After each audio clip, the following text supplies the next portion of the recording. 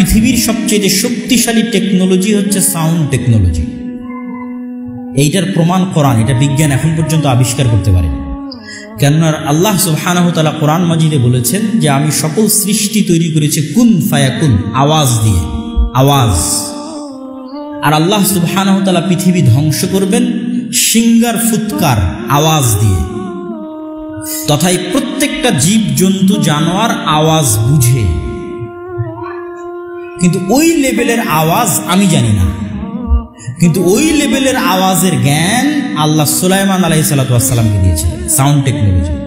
তথা পিঁপড়া কি আওয়াজ করলে পিঁপড়া বুঝবে, এই জ্ঞান সুলাইমান আলাইহিস সালাতু ওয়াস সালামের ছিল। কি আওয়াজ করলে গরু, ছাগল, মহিষ বুঝবে, এই জ্ঞান সুলাইমান আলাইহিস সালাতু ওয়াস সালামের ছিল। সাউন্ড টেকনোলজি সর্বোচ্চ লেভেলের। এখনকার বিজ্ঞান দাঁড়িয়ে আছে আলোর উপর, লাইট টেকনোলজি, আলোর টেকনোলজির উপর দাঁড়িয়ে আছে। সাউন্ড টেকনোলজির ধারে কাছেও তারা নাই। আর ওটাই আল্লাহ সুবহানাহু ওয়া তাআলা মুসলমানদের দিয়ে রেখেছে। কোরআন এই জন্য পৃথিবীর সর্বশ্রেষ্ঠ মুজিজা, কেননা এগুলোর থেকে সাউন্ড, আওয়াজ বের হয়। জিকির, সাউন্ড, আওয়াজ, এগুলো প্রভাব বিস্তারকারী, এগুলো প্রভাব বিস্তার করবেই। কিয়ামতের পূর্ব মুহূর্তে শুধু আল্লাহু আকবার আওয়াজ দিয়ে প্রাচীর ভেঙে যাবে। মানে মুসলমানেরা আওয়াজ করবে আল্লাহু আকবার, আওয়াজে প্রাচীর ভাঙবে। তো সর্বোচ্চ লেভেলের অস্ত্র মুসলমানদের কাছে আছে, কিন্তু ওইটা সম্পর্কে মুসলমানরা জানে না। ওই লেভেলের জ্ঞান, ওই লেভেলের বিশ্বাস, ওই লেভেলের ইয়াকিন মুসলমানদের নাই। কোরআনে আল্লাহ সুবহানাহু ওয়া তাআলা কি বলছে সেই বিশ্বাস মুসলমানদের নাই।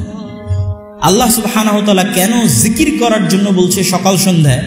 সকল অসম্ভব সম্ভব হয়ে যেতে পারে জিকির দিয়ে, সকল অসম্ভব, সকল অসম্ভব।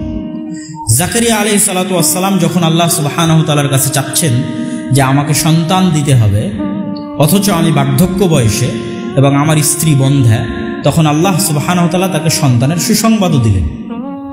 কিন্তু জাকারিয়া আলাইহিস সালাতু ওয়াস সালাম বিশ্বাস করতে পারছেন না, এটা অসম্ভব।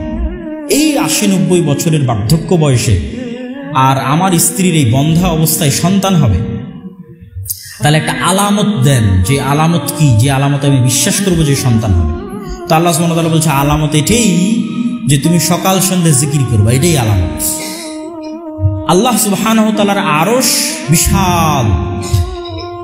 আমরা যে মহাশূন্য দেখি, এই মহাশূন্যের সাথে, এই মহাশূন্যকে যদি আমরা প্রথম আসমানের নিচের অংশ কল্পনা করি, তাহলে এই মহাশূন্যরই কোনো হদিস বিজ্ঞানীরা করতে পারেনি।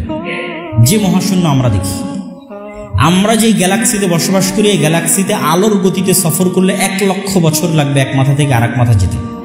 আর মানুষ যে যন্ত্র আবিষ্কার করেছে, সর্বোচ্চ গতির রকেট যদি এক গ্যালাক্সি থেকে আর এক গ্যালাক্সিতে যেতে চায়, আমাদের গ্যালাক্সি থেকে নিকটবর্তী গ্যালাক্সিতে, তাহলে ৩৫,০০০ কোটি বছর লাগবে মানুষের।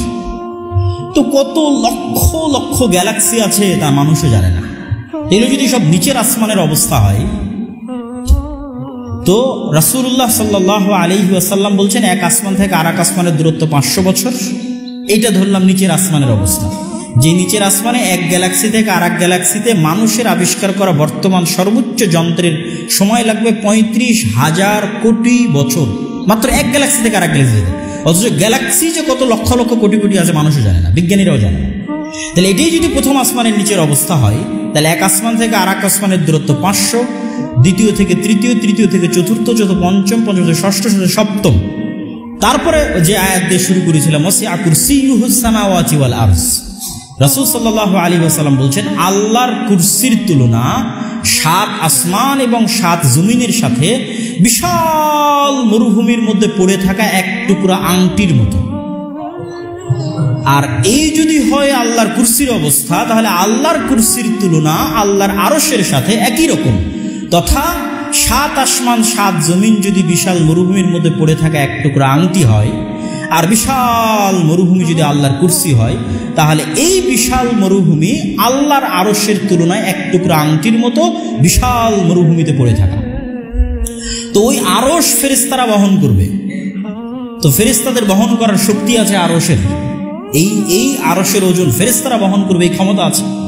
তো আল্লাহ সুবহানাহু ওয়া তাআলা ফেরেশতাদের একটা জিকির শিখিয়ে দিলেন যে তোমরা সবসময় বলবা লা হাওলা ওয়ালা কুওয়াতা ইল্লা বিল্লাহ। এই জিকির দিয়ে তোমরা ফের এই আরশ বহন করার শক্তি অর্জন করতে পারবা। তবে আসমান এবং জমিনে এমন কোনো ফেরেশতা নাই যে ফেরেশতা সবসময় জিকির না করছে। আমরা যেমন শ্বাস প্রশ্বাসের মাধ্যমে যেমন আমরা বেঁচে থাকি, ফেরেশতারা বেঁচে থাকে জিকিরের মাধ্যমে, আল্লাহ সুবহানাহু ওয়া তাআলার জিকিরের মাধ্যমে।